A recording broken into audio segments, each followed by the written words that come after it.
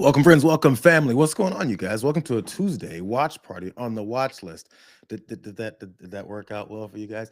I started with the damn music. Didn't you have to come in and explain that I'm trying to come in on time and test these machines and test that setup and test the third, fourth setup? Even though I kind of just did that. But still, I'm glad you guys are here for it. All you early watchers, all you nerds that show up to the party on time, bro. What's wrong with you? Come on. But I'm glad y'all here. I'm glad the nerds have showed up. I'm glad because we have so much to talk about. So just for a few more minutes as we come in, I want to give one more disclaimer, like I gave last week. I'm trying new software, trying new systems, trying new setups. So hopefully the hiccups have been going away. Hopefully, as we go to the tons and tons of video proof and evidence of the arguments that I'm making today, hopefully those things will go smoother than they have in the past. I've seen you guys frustrated with some of these, but you know what? We're getting it together. And when I say we, I mean me, host, producer. I put together this whole thing just to let you guys know that. What's going on, you guys? Chris, what's going on? Irene, hello. Welcome on a Tuesday. Yeah, E, you are a nerd. But you know what? Nerds can be cool too. Nerds end up growing up to do great things in the world. Glad you guys all are here. I apologize because yesterday I was on the damage report with John Adirola, and he was talking about how, eventually one day, Jeffrey Epstein stories and the development and the cover-up that continues under this administration, maybe it won't one day be in his A block of his show. And I told him I've been burying it in the back end of mine until today. There's a lot. Oh man, and there's a lot. And it's not just because we're going through Epstein old school things that happened or people talking about the past accusations that we've been seeing for decades. What we're talking about is how the active cover-up is building, and the frustration from those people that are covering this whole thing up is also building. There's one Mike Johnson, a guy that I just despise more and more every day. He's getting a little more frustrated, and look at him try to show a little passion as he tries to act like this isn't a thing. Let's go here.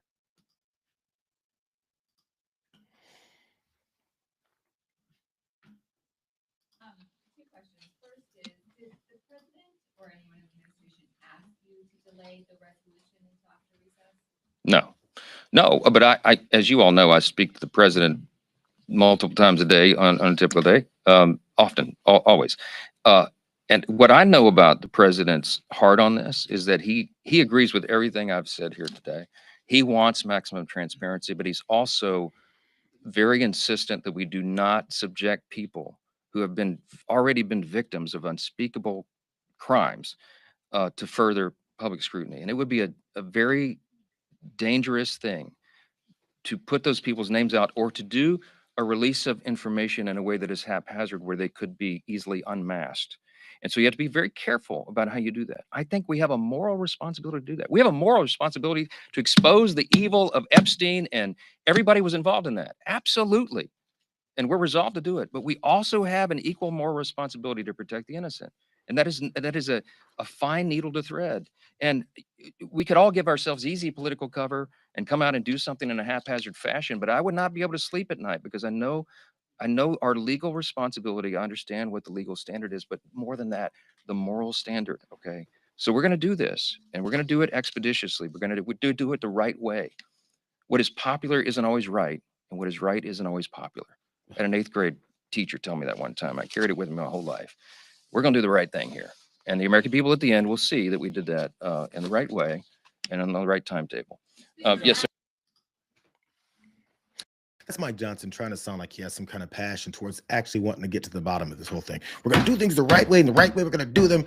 Like, bro, you've already sold yourself as Moses Mike Johnson, the guy who's even keeled, even temper, and you don't really fly off the handle. You just come and you say things very boring and eloquently and make sure that you're covering for Donald Trump and his lies on a daily basis. But now the pressure is building. It feels like Donald Trump must be screaming at people, why aren't you guys saving me yet? They're still talking about this. So Mike Johnson has to show a little bit more passion, even though he's a fake ass. And he's trying to act like he actually wants to get to this point. I mean, the horrible things that they did to these kids, I can't believe it. Yes, you can believe it because you're covering it up. Matter of fact, there's folks that are actually trying to do something as far as exposing this, and many of them are Republicans.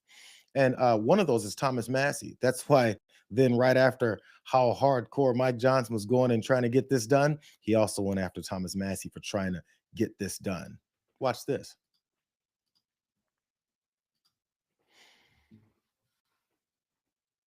Thank you, Mr. Speaker. Just to follow up on that, I know before when you were asked whether or not you would back Mr. Massey for re-election, you didn't give a direct answer. He has some harsh things She's to say bringing up about your Thomas leadership Massey. yesterday related to the Epstein This files. reporter. Have you made up your mind whether or not you would support him or back him against your primary candidate back to the Will he support So, Massey's? so here's as the leader of my party, I lead the incumbent protection program. Okay. That's my job. I go all around the country. I travel endlessly, incessantly. I have to raise over $300 million to do that. And we want everybody to come back. And some people, I try to protect them from themselves. They kick and scream and bite their own colleagues. Some people seem to enjoy in trying to inflict political pain on their own teammates. I'm not going to address anybody individually, but I'll tell you that some here are much more frustrated than others. There's a small, tiny handful, but one in particular who's given me lots of consternation. I don't understand. I don't understand Thomas Massey's motivation. I really don't. I don't know how his mind works. I don't know what he's thinking. Thomas Massey could have brought his discharge petition anytime over the last 4.5 years. Over the last 4 years of the Biden administration, he could have done that at any time. And now he's clamoring as if there's some sort of timeline on it. It's interesting to me that he chose the election of President Trump to bring this, to team up with the Democrats and bring this discharge petition. So do I have some concern about that? I do. But in my way, I try to follow Ronald Reagan's 11th commandment, never speak evil of another Republican. My gosh, it's hard to do sometimes around here. I also try to follow the scripture. It says, bless those who persecute you. So let me just.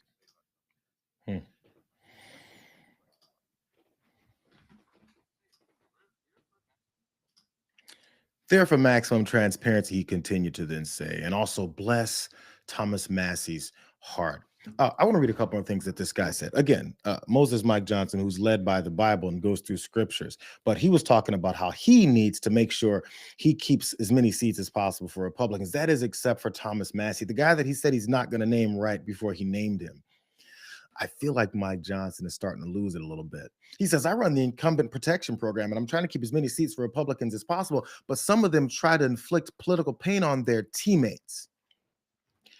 He's just talking quickly and he's getting a little bit lost in the sauce. The guy doesn't realize how bad he now sounds, talking about how he needs to protect Thomas Massey from himself because Thomas Massey's inflicting pain on Republican teammates of his rather than going for releasing these files that would implicate many of the rich elite pedophiles that were a part of the whole thing. Mike Johnson just told us he's more interested in protecting them and also then in keeping his teammates safe because apparently the rest of his team is also on board with making sure those elitist rich pedophiles continue to stay hidden from plain sight, despite the promises that this administration and this president in particular made as they came down their campaign and looking to get into the White House. Now that they're there, we're all about protecting each other's teammates. And he doesn't understand why Thomas Massey's discharge petition for these files has him teaming up with Democrats. Man, this guy is divisive. But because he speaks so boringly and says he's a Christian, we're not supposed to think of how divisive this guy really is. So now Thomas Massey's teaming up with Democrats, the worst thing in the world to do in this country, apparently. I thought it was supposed to be bipartisan legislation. I thought we're supposed to represent all the American people, but no, this guy's openly admitting that his desire is also Donald Trump's desire, which is for him to rule over the country and not let anyone else have any other kinds of voices, like a Christian would. This guy's crazy. Let's go ahead and go to Thomas Massey, who's really getting under Mike Johnson's skin because he's pulling this off.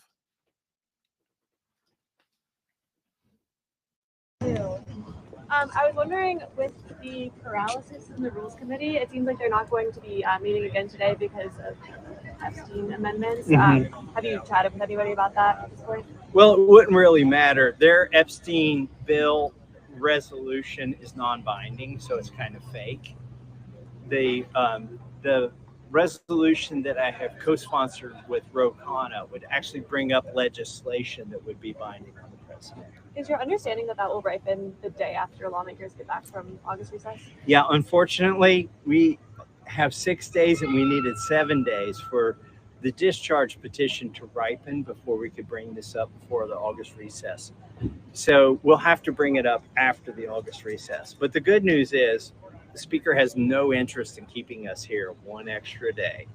I was wondering.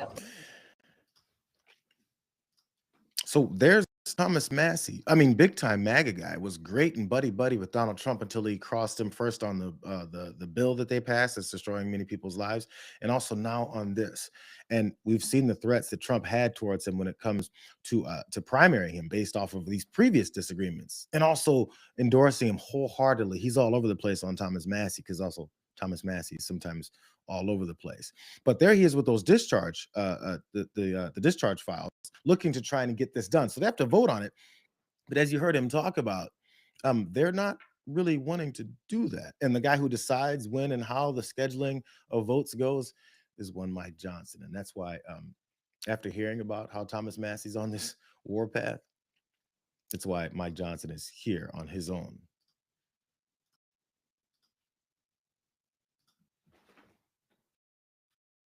For the August recess. So here's what I would say about the Epstein files. There is no daylight between the House Republicans, the House, and the president on maximum transparency. He has said that he wants all the credible files related to Epstein to be released. He's asked the Attorney General to request the grand jury files of the court. All of that is in process right now. My belief is we need the administration to have the space to do what it is doing. And if further congressional action is necessary or appropriate, then we'll look at that. But I don't think we're at that point right now, because we agree with the president. So no vote on this resolution before No, August no. recess. We had this up for the August. Did you guys hear that? Did you hear that? So at the back end of there, as you know, again, Mike Johnson's trying to talk in long, boring strides to make sure people don't really pick up on what he's saying. Manu Raju there from CNN asked him, so no vote on these discharge petition before the August recess. The August recess obviously happens in August. It's the end of July. In fact, it's the 22nd? We've got several days left in July where they can still do this, except Mike Johnson doesn't want to do it. In fact, they want to leave town early and make August recess the August and the last week of July recess. It's already bad enough that they're leaving in August for the whole month, and they do it every year, and they still get paid the same amount. I wonder how many of you guys can leave your job for an entire month regularly, and then just get paid for it while you don't do anything else. When in reality, the reasons why they even have the August recess is because way back in the day, it got too hot in August. So it was a little bit different, and it gave them the opportunity, these representatives, to go home and talk with their constituents. That's what they're supposed to. How many of you guys think that these guys are going to go home and talk to their constituents at town halls after the first round of town halls that same Mike Johnson told Republicans not to continue to do because they're getting their heads ripped off at them? Imagine how bad they'd be now. But he doesn't want to bring up this vote because this guy is in lockstep, as he just said, with Donald Trump. And for some reason, Donald Trump doesn't want any of this handled. I got one more from Thomas Massey, because he's just laying waste to Mike Johnson. But, I guess to his credit, it's not that hard. Watch this.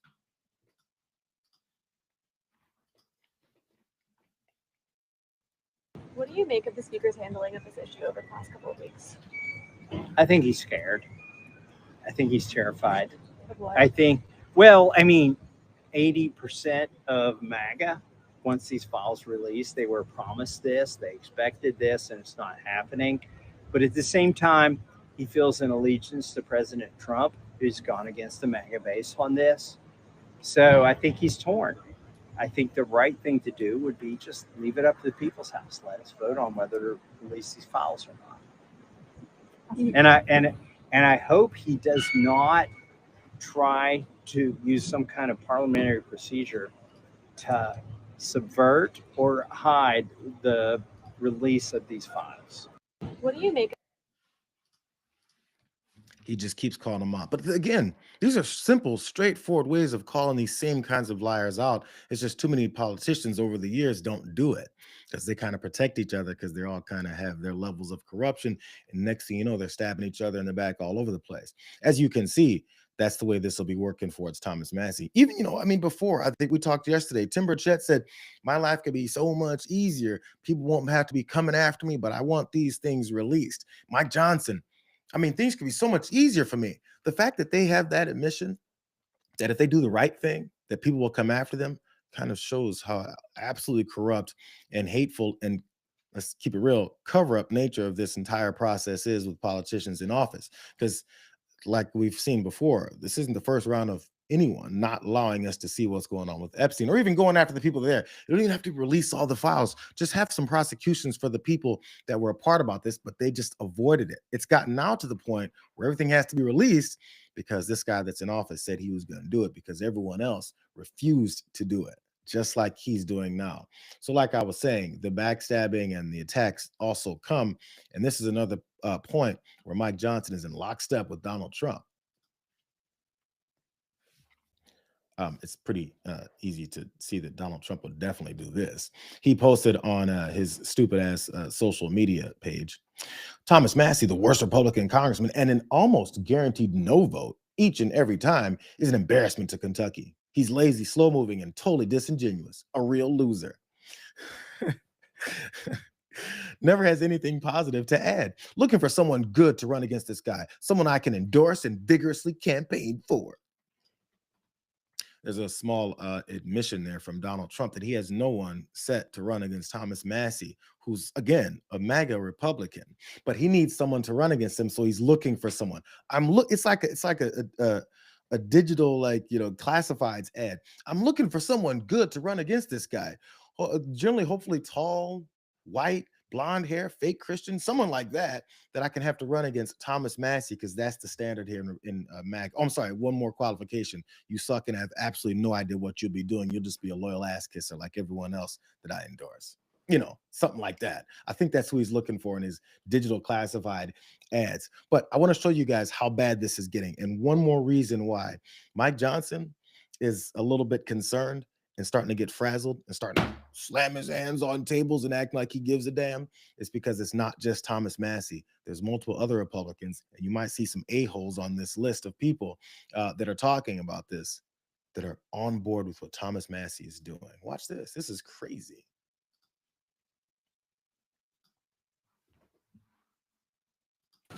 We'll get phase 2 of the Epstein files, because we'll get, I believe, every Democrat and at least a dozen Republicans who want transparency and justice. So I doubt there's something there, but I'd rather just put it out there and put sunlight on it. With the Massey discharge petition, it's got some teeth to it, and it will pass. I can tell you for the past, more than a week, the highest volume of calls into my office have been about Epstein. People want the information. We'll get. You got Don Bacon, you got Ralph Norman, and you got Marjorie Taylor Greene. They're all on board. In fact, she's getting more calls in her office about this than anything else. Weird how that is. And now she's listening, apparently because Republicans are upset about this. It's all over the place. And I don't know how many more people that Mike Johnson thinks he can corral, but he's definitely going after just the lead of this whole thing being Thomas Massey. But Thomas Massey did point out, I think he's co-sponsoring this whole thing with this discharge, papers and resolutions with Ro Khanna, Democrat. So that's where the teaming up comes with those, nasty Democrats that want to have a little bit of like exposure to this whole thing that they promised. So as I was pointing out, they're looking to leave for August recess, do nothing else about this. And Meredith Lee Hill, who's a reporter for Politico, tweeted this out, that the House Rules Committee isn't returning at all. This is beforehand. At all tonight. This is yesterday, and likely not at all this week about the Epstein and other issues. That's what our sources are telling us. So it's not even before Mike Johnson came out today and was talking about how he's not going to do anything and not going to vote on it. What was also revealed yesterday was that they're looking to just take off altogether, which AOC jumped on. Alexandria Ocasio-Cortez. It's not just Republicans that are clamoring for it. AOC is taking this opportunity to call this out some more. So here's her post in response to that. She says, so let me get this straight. Republicans have ground Congress to a halt and are considering adjourning the entire House for 6 weeks to avoid releasing the info that they have on Epstein. And she asks, what's going on here? I feel like she knows what's going on here. She just wants to ask the question so that maybe you'll ask it at home in case you haven't asked it yet. how things are really going on here. And let's keep it real. There's other things outside of the Epstein issues that I thought many Republicans probably want their representatives to deal with in Congress before they go on their months-long recess where they're supposed to go home and talk to constituents at town halls or maybe knock on doors. Whatever the hell they want to say they're doing, I get a good feeling that they're not going to be doing it. And former Republican Congressman Adam Kinzinger, who got run out because he had some disagreements with Donald Trump, again, solid Republican. This guy is not like some kind of lib, but he has been speaking out because of the disaster that is this administration. And he had a similar point that I was making about what they may do if and when they go home, especially since they're going home early. He has a really good point here.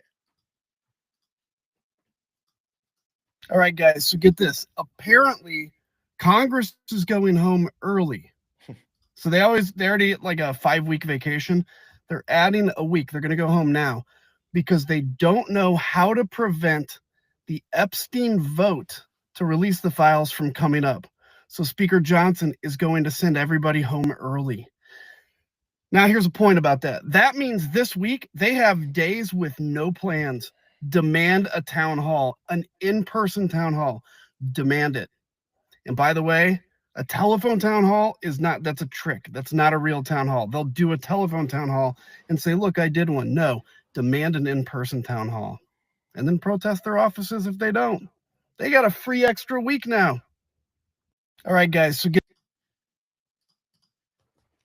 It's a good point, Adam. They've got a whole free extra week, an entire week where they can do town halls before they go and sit on their asses on their beaches and hang out with their families and act like they're not covering things up, or not act like they just passed this bill that's going to destroy people's lives. Man, the decimation that this party is trying to take on this country and actually is implementing and doing a pretty successful job of it is off the charts. But there's a lot of people that are beginning to pay attention. I mean, even those bro-y podcasts are starting to go, everything that we were clamoring for, but we had no idea what we were talking about, isn't happening. In fact, they're doing the opposite. It's odd how that works. So this is the perfect opportunity for opponents of this entire administration and then the direction that they're going to seize on this and point out it's not just the Epstein files, bro. They're screwing you guys on everything. The message has to go from them talking about the Epstein files, which is a hugely important topic. And yes, it's going to encompass many people that these Democrats probably don't want revealed.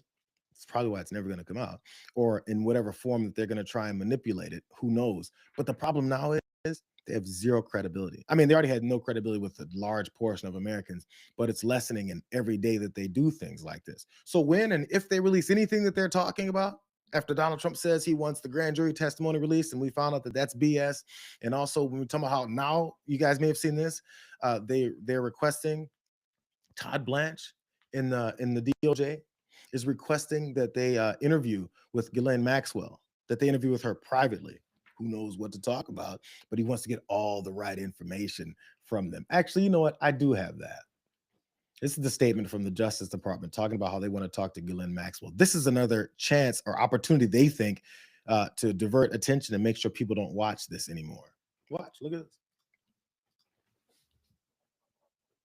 This is the post from Baham Bondi, who said it's a statement from Todd Blanche. Let me give you guys a full screen of this. This Department of Justice does not shy away from uncomfortable truths, nor from the responsibility to pursue justice wherever the facts may lead. The joint statement by the DOJ and FBI on July 6th remains as accurate today as it was when it was written. Namely, that in the recent thorough review of the files maintained by the FBI in the Epstein case, no evidence was uncovered that could predicate an investigation against uncharged third parties. President Trump has told us to release all credible evidence. Yeah. If Ghislaine Maxwell has information about anyone who has committed crimes against victims, the FBI and the DOJ will hear what she has to say. That's what they're going to meet her for. Last paragraph here. Therefore, at the direction of Attorney General Bondi, I've communicated with counsel for Ms. Maxwell to determine whether she would be willing to speak with prosecutors from the department. I anticipate meeting with Ms. Maxwell in the coming days. Until now, no administration on behalf of the department had inquired about her willingness to meet with the government.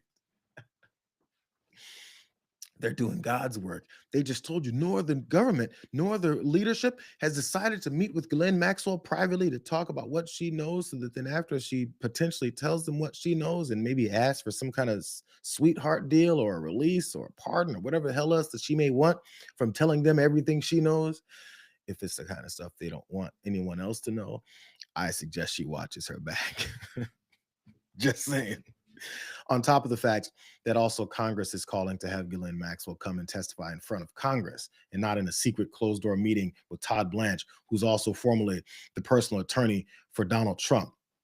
If you guys remember, when he was going through all of his trials before he was running, while he was running for president again, and he stepped out there and talked to the cameras every day and barked and complained and got all mad, there was this one creepy looking, monster looking guy standing next to him like this. That was Todd Blanche. There was his personal attorney then that lost him all those cases, along with Lena Haba. And now he's part of the department, and he's going to talk to Ghislaine Maxwell. Does that give anyone any comfort from the person whose job it is to protect Donald Trump to then talk to the woman who he was also buddies with, along with Jeffrey Epstein, about what she knows as everything is exploding all around them right now and Mike Johnson's falling apart? Does anybody believe that? We've gotten to the point, I don't care what they do. And I'm sure a significant number of Americans feel the same at this point. No matter what if or what they release, nobody's buying it. That's where you are now. This is literally can't go anywhere else. You're done, bro. I mean, I think in the minds of American people, you can come with what could look like the most declarative evidence that says every Democrat that's ever existed was on the Epstein list, and every Republican that's ever existed has never been on the Epstein list. You can say that and nobody's going to believe it. You can put out papers and saying that that's what you found, and it took you months to this point to finally reveal it after you didn't want anything to do with it. Nobody is going to believe you, no matter how many times Mike Johnson's dumbass slams his hand on the table. I had something else from Caroline Levitt saying that they're transparent when they're not. Of course they're not. Let's move on to something else. I've already talked about this long enough. We've got other assholes that are putting their faces in front of cameras saying ridiculous things. But before we get to that, hold for a second. I feel like things are going better. Let me check you guys really fast. Let me check and see where you guys are on this. How are we looking today, you guys? We have new software, new setup, a little bit new of a process. Are we a little bit better, or am I still a little sketchy? This is my behind the scenes moment to ask if you guys are unhappy with what's happening, because I feel like I'm feeling decent about it. I'll come and check back the comments in a second. Let's go to this mass deportation policy. I mean, something else that they're definitely carrying out that many Americans are thinking that voted for this, that thought it was going to be something else besides mass deportation indiscriminately, the way that they described it. They're discovering that it's mass deportation indiscriminately, just like they described it. And Tom Homan doesn't like the people are upset about how ICE agents are treating people. This is his, I guess, his defense of them. Not going to work, but we'll see. Come on. There it is.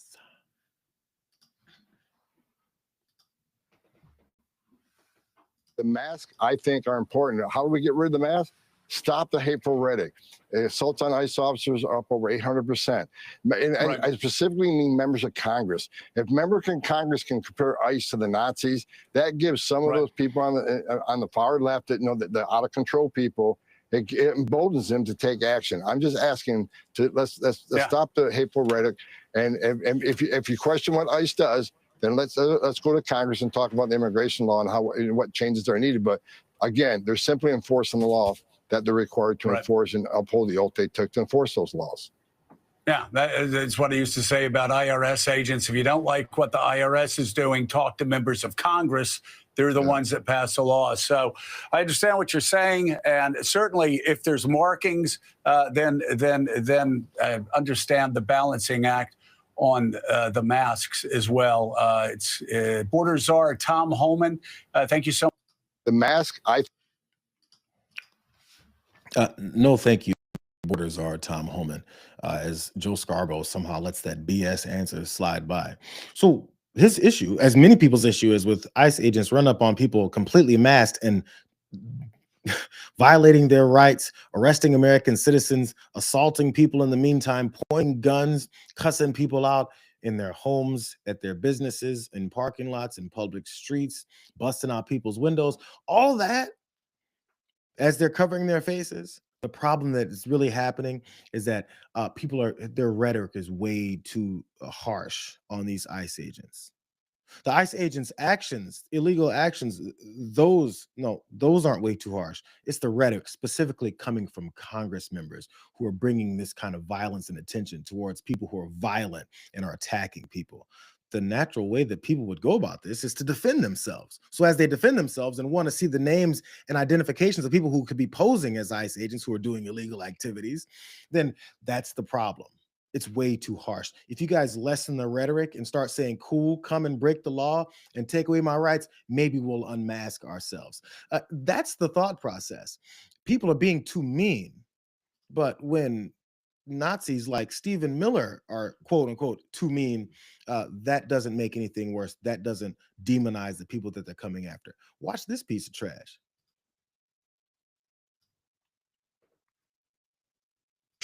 Nobody voted to turn Los Angeles, what was once one of the crown jewel cities of Americans, into a third world failed city. Nobody voted for the crime. You know, every day ICE is out there in Los Angeles deporting MS-13 gang members, 18th Street gang members, Sinaloa cartel gang members, Sureños gang members. You are talking about some of the most violent, sadistic, vicious, heinous people on the face of the earth. Who voted to put them here? Who voted to destroy our public education system, our public healthcare system, our hospital system? Nobody voted for it. You know what they did do? They voted for Donald Trump to clean it up, and by God, he is cleaning it up every day. Stephen Miller and his weird head are over here talking about the destruction of our education system, our healthcare system, and our hospitals and our infrastructure. The very things that this administration has been doing ever since they came into office. Put Elon Musk's ass in charge, and he ran through the government and destroyed all of those things. Donald Trump signing executive order after executive order, destroying all of those things. Everything is flipped on its head. Everything is gaslit. But this piece of trash keeps coming on TV and talking about how LA is a third world city type of country. But those aren't harsh words that would offend people and maybe make them think that you're the enemy of them. Maybe the fact that you ran up in their cities and you're attacking their families and their communities, maybe might make them think that you're the Gestapo. But you can call LA a third world city because it's got too many brown people there, because you're an effing Nazi. But when somebody wants the identification of ICE agents who are carrying out that policy, the rhetoric is just too hard. Here's more of that tough rhetoric that they don't want anyone else to have except for them. More from this. God, I can't stand this guy.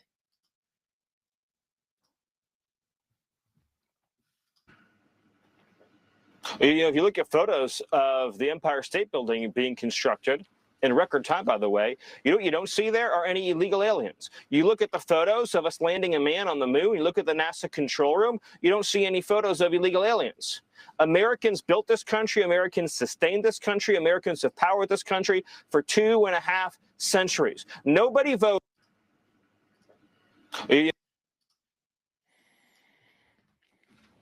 How does Stephen Miller look at photos of people building the Empire State Building and see that they're not illegal aliens? What is it about those photos that shows him that they're not illegal aliens? Is it just him talking? Is it just him assuming maybe because there was white faces that they're not illegal aliens? I read something that said that many folks who built those structures were Irish immigrants. I don't know how true that is. I just read something about it in passing. But if so, they're immigrants. And the only thing that makes one like that illegal or not or worthy of being here are the laws put in place, or maybe the ways that they've granted citizenship to folks, maybe to do things like that. But he also talked about how this country was built off like the blood, sweat, and tears of people who built it. You know who built this country and its economic successes are the enslaved people that were brutally placed in slavery and damn near had a genocide as they traded them, dispersed their families, and demonized them as percentages of human beings. That's who built this country. But this guy's still talking about the illegal aliens that are running around here. More of this divisive talk from people like him because he's completely consumed with his hatred for anyone else that doesn't look like the trash person that he is. That's the people that are running the country. And the more he gets on TV and lets us know that's who he is that's running the country, I think it's better. I'd love to see more of Steve Miller, because anybody who sees his face must realize I don't want to be anywhere near that Nazi, because he's a Nazi. Here's back to Tom Homan. I want you guys to remember from the jump of this, Tom Homan was talking about how there's way too much rhetoric, bad, negative rhetoric from congressional members towards ICE agents, and that's why they wear their masks. Maybe we want to see who they are because the leader, you, Tom Homan, keeps saying things like this that they're going to do in these cities.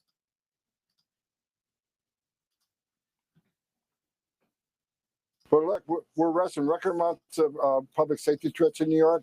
We're making New York safer every day because of people we arrest.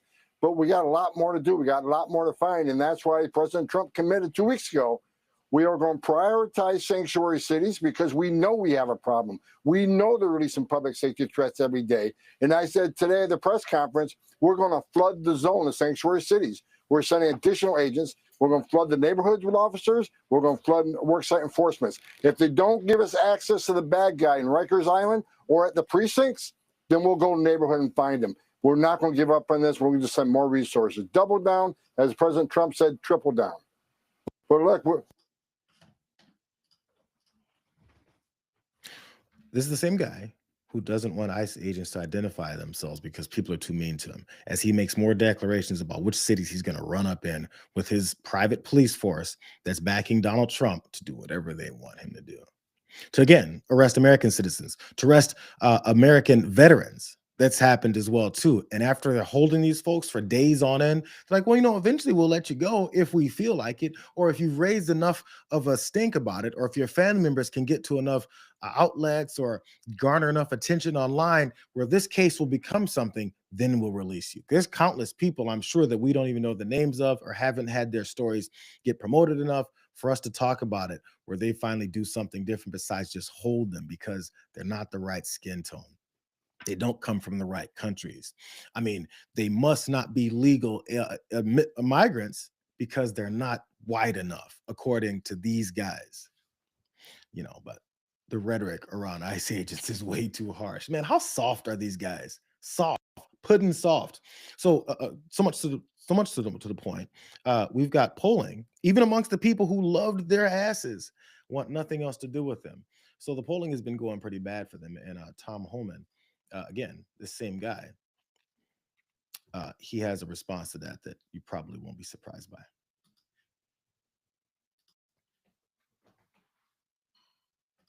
So, Mr. Homan, obviously, this is one of this mass deportation program, one of President Trump's signature campaign promises. But there's been a series of polls lately, including a new one from CBS, in which 56% of those surveyed disapprove of the president's immigration stances. That's a 10-point drop from back in February, blamed by some on some of the in-your-face tactics, the masked ICE agents, the detention centers like Alligator, Alcatraz. Why do you think that the majority of Americans right now do not like what they're seeing? Well, first of all, I don't believe the polls. Second of all, if there's any movement in the polls at all, it's because of the false stories out there about ICE. Like I read in the paper every day that a majority of people in ICE custody are not criminals. Wrong. The majority are criminals. But now the argument is, are they criminal enough? Is a DUI dangerous enough? Well, 10,000 people a year die from DUIs. I think DUI is a crime. So, you know, then you got this whole, you know, back and forth on how serious a crime is it. But I looked at the numbers yesterday. A majority are criminals, have criminal history. Who are the rest of the people in our custody? They're national security threats. They may not have a criminal conviction, but there are national security threats based on intelligence reports. For instance, ICE arrests over 200 Iranian nationals that are currently in custody. Yeah, they're not documented criminals, but they're national security threats. They need to be detained. There's also what we call expedited removal cases. There are certain immigration arrests that we make within the confines of the border within 2 years that we process through expedited removal, which by statute, by federal law, we're required to detain. So that the media just isn't telling the truth about who are in detention. On the second part of that, I see all the stories that the majority of people ICE arrests are not criminals. That's a fake story. We are prioritizing criminals and public safety threats, but who are the other people you see us arresting? fugitives, those who had due process at great taxpayer expense. A federal judge ordered them removed. Rather than leaving, they became a fugitive and they're in the wind. The law requires us to execute those removal orders. That's a job for ICE. You know, if a federal judge orders them removed, we are supposed to remove them. So we're removing final orders. And again, who else were we out there arresting? National security threats that may not have a criminal conviction, but we're required to arrest them and detain them and remove them. So I think the media is purposely giving misinformation to American people what ICE is doing and is raising the rhetoric. And This guy doesn't want to believe the polls. There's so many things he said. He doesn't want to believe the polls that show that more people are against this now that they're seeing that they're doing what they said they're going to do. But on top of that, do you notice the way he's talking about the national security threats and the criminals that they're deporting? The national security threats are based in nothing. He literally just said it. I mean, they're national security threats. And they've already morphed the reality of a judicial process to them just saying what it is. They're national security threats. We've got rid of them all. I just looked at the database the other day, and when there's like 100 national security threats that we deported yesterday. Based on what? What are their names? What's the national security threat based on? He doesn't say any of that stuff because it's based on them just saying it. And they have to act like it's an official documentation that's behind it, and all those other things like the expedited process and judges that have deemed someone that needs to be expedited and get out of here immediately.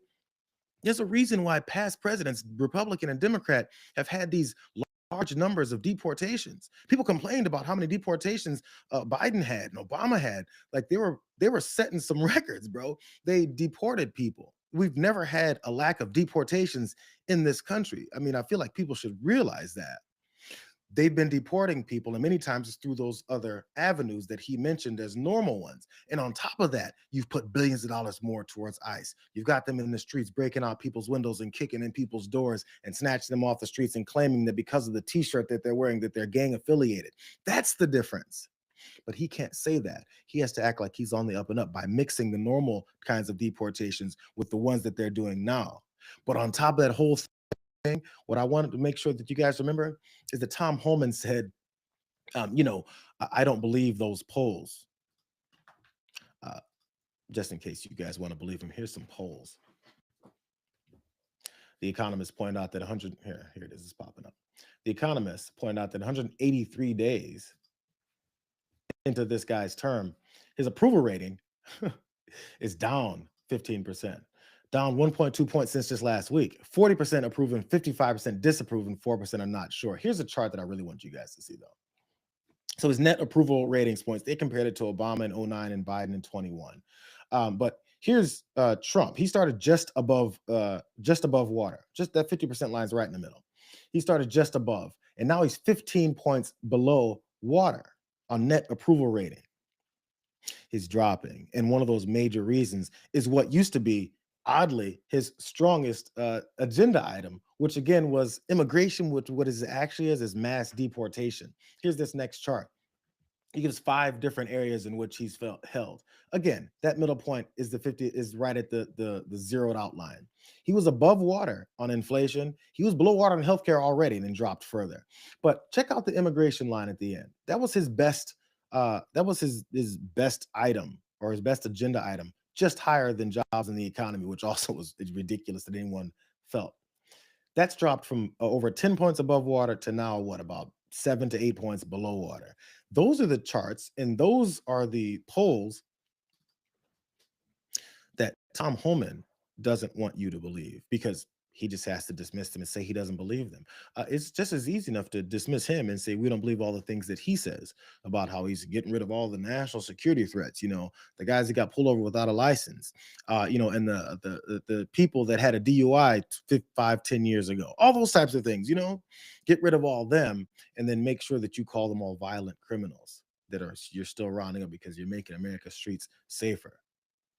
That is while your militarized police force assaults people in those same streets. Here's more on some polls. You guys want to see some more polls? I know you don't want to, but I'm gonna show you anyway. Here, check this out. This is from The Independent. They said a series of new polls, Here's more that he's not going to have. Let me give you the full screen.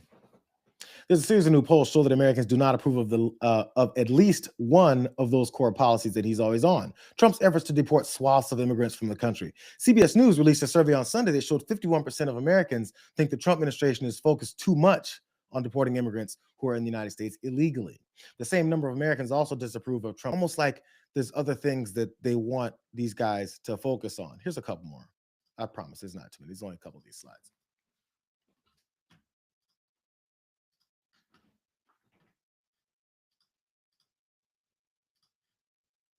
In addition to those bad numbers on immigration, a slight majority of 52% said that the Trump administration is trying to deport more people than they thought it would. Gullible people, I guess. And 56% of US adults said that the administration is prioritizing deporting people who are not dangerous criminals. That's why he's talking the way he is. That's why Tom Homan is all over TV saying he doesn't believe the polls, and also look at all these criminals, because they're still trying to struggle with that same argument that got enough people to believe them during the campaign. And as they now have to actually act and do the things that they said they're doing, that they are now doing, they're met with that reality that people don't want exactly what it is that they sold them. I don't know who to be more frustrated by. Last one. And a whopping 64% of Americans say that Hispanic people in the United States are subjected to more immigration and deportation searches from ICE than other races and ethnicities. Of course. I mean, I think we all already kind of knew that. I want to wrap this whole immigration discussion and the mass deportation discussion with another guy that is a big Trumper, but it's only because of the money that he's going to give him, because, you know, he's all in the business world. But Kevin O'Leary. And I never like talking about the people that show up on Abby Phillips' show on CNN, because it's mostly what's that? I forget his name now. Who's always arguing with everyone and has the worst points. And you can tell it's disingenuous. I feel like it's Phillips something. Either way it goes. Here's Kevin O'Leary talking about this, and I think he's probably within that, 50 to 60% of current Republicans that don't like what Donald Trump is doing because they can't believe he would do it. This is what he had to say. Look, if you've worked on a farm and you've been, haven't been charged with anything, and you're providing productivity to the economy, maybe we should work something out there. And this is where I think the challenge is. You talked about his polls dropping on this. I kind of agree with this. If you're a criminal and you've been charged, you're out of here. I think everybody agrees with that. But if you've actually come into the country and been here a long time, had children here that are American citizens, and you provided productivity to the economy, and you're supporting farming, which is one of the categories or sectors where there's a lot of these people, I kind of get it. And then just to be clear, I mean, I think that it's farm workers, but people who work in restaurants, household, domestic employees, they're also they're inputting productivity into this economy, and they're actually maybe a larger chunk of the undocumented. American compassion here. That's what's going on, right? Yeah. Well, and I think we all agree with that. I have to jump in. He said American compassion. Why is Kevin O'Leary talking about American compassion when he's backing the guy who literally ran on hate and division and mass deportations? But now we need American compassion in restaurants and on farms and in other service industries that rich people take advantage of migrants that come here and are looking to find a way to survive and live, that take advantage of them and pay them little to nothing type of wages to do all that work. Now it's American compassion, because now it affects their money. And they have to actually either pay people to do the job or do that shit themselves. And they definitely don't want to do that because they're lazy leeches. That's why. Every billionaire is a lazy leech and exploits other people's work for themselves. That's just the way it is. I only got 10 minutes, but I'm probably going to go over because I got one last story. And it has to do with our economy still. But you know what? We're getting closer and closer to August. And as August 1st, 2nd, I can't remember the exact date they're talking about gets here. That's the latest pushback. The Donnie Taco tariff guy has pushed all of his deals that he's promising back to. So as August starts, we're either looking for a rash of all of his letters to come through with people paying 35, 40, 50, 60% in tariffs. I'm sorry, all of us paying 35, 40, 50, 60% in tariffs. Or we've got more pushing and delaying and negotiating that's going to be going on. But they can't do much more of that if he just said the letter is the final word. Let's go to Scott Bessent, who's pitching the same thing we've been hearing all of them pitch this whole time.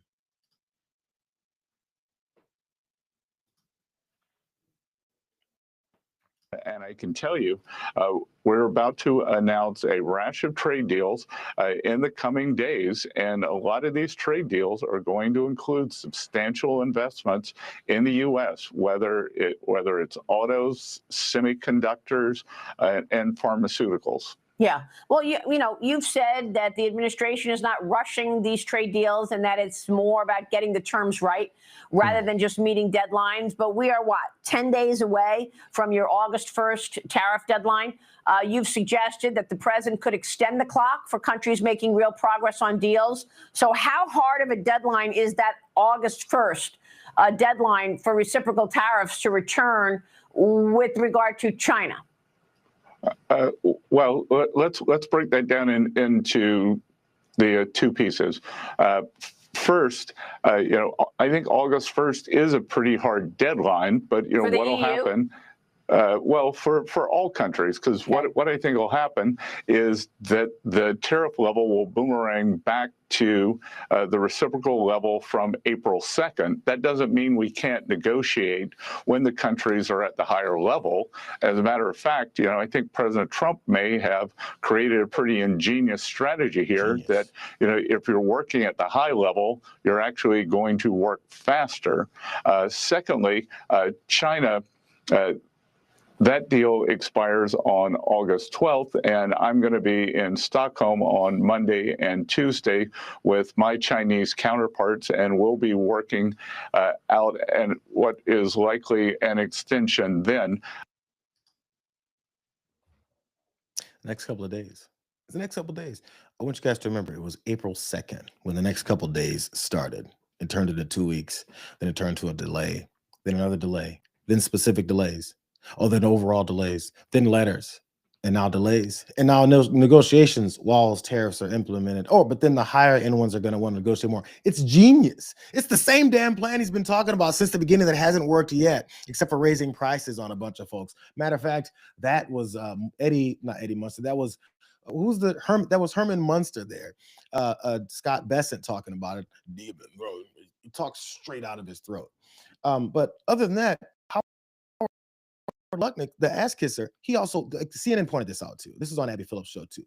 But they put together another compilation like they did before, but this time on Howard Lutnick, on how many times they keep talking about how they're pushing that back, and it's going to come back in another 2 days. We're going to have tons of them in another day, in another 2 weeks. Here, watch.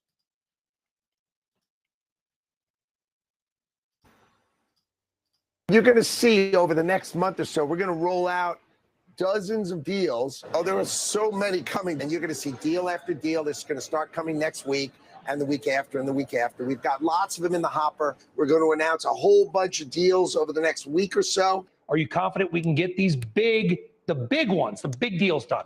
I have them done. The next 2 weeks are going to be weeks for the record books. No, that was just a couple days ago. There's going to be deals for the record books. Howard Lutnick has so many things to say about how many in 2 days and 2 weeks and 3 more days and next time and fourth time over and maybe this time in the fourth. I don't think anyone who actually cares enough, or people who are still supporting this, aren't listening to the way that they're approaching this. Maybe they don't understand how it works. Maybe they don't understand the degree to which they're lying to everyone. But I want to continue on with Scott Bessent and the way that he's trying to pitch this. This guy's got to be one of the worst spokespeople for this entire tariff policy that isn't working, because he stutters a lot, he grumbles, and he swallows really hard right before he lies. It doesn't come off very believable. You've talked a lot about lots of deals in the works. When might we see those? I think you're going to see them in the next couple of Dave Maria, I was in the Oval with the president yesterday, and again, he's applied this maximum pressure strategy. He sent out this group of letters to our trading partners and said, congratulations, here's your rate, unless you want to come and negotiate. And again, no one creates leverage like President Trump. It brought our trading partners to the table in a very fulsome way. So we just got this Indonesian deal, which was incredible.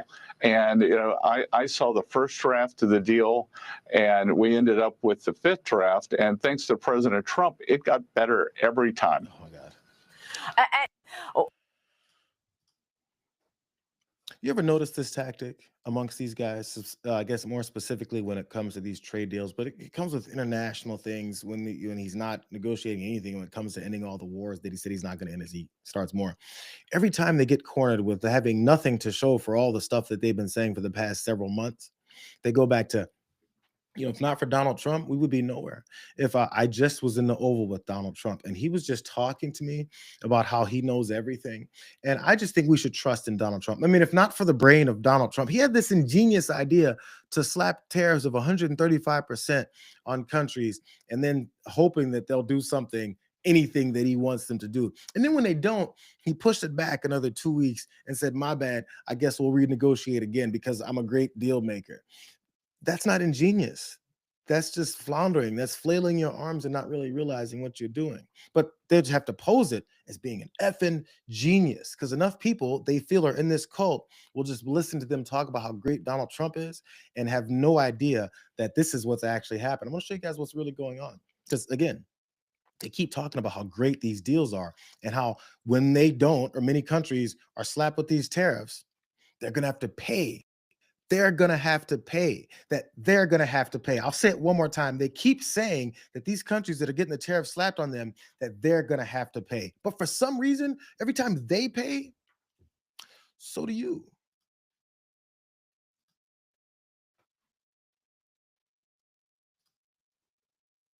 Wolf new this morning, more soaring prices at the grocery store, but it's not eggs draining your wallet this summer. The Department of Agriculture says the cost of beef is hitting record highs across the country.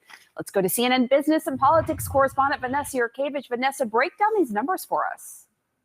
Yeah, the last time that Americans may have noticed sticker shock at the grocery store was when eggs were at record prices. Since then, they have come down because the avian flu, which was killing millions of birds, has been contained and supply is now back up. But it's a different story for beef. Just look at prices since January, up 9%. And beef is retailing at the grocery store for on average $9.26 a pound. And that is a dramatic increase since the beginning of the year. The Wolf new this morning, more.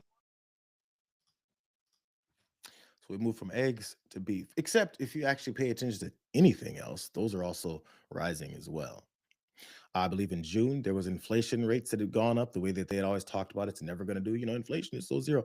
They feel this is the thing as they've delayed and ifed and head nodded and then head faked the next month. And in the third month, they say the fourth thing.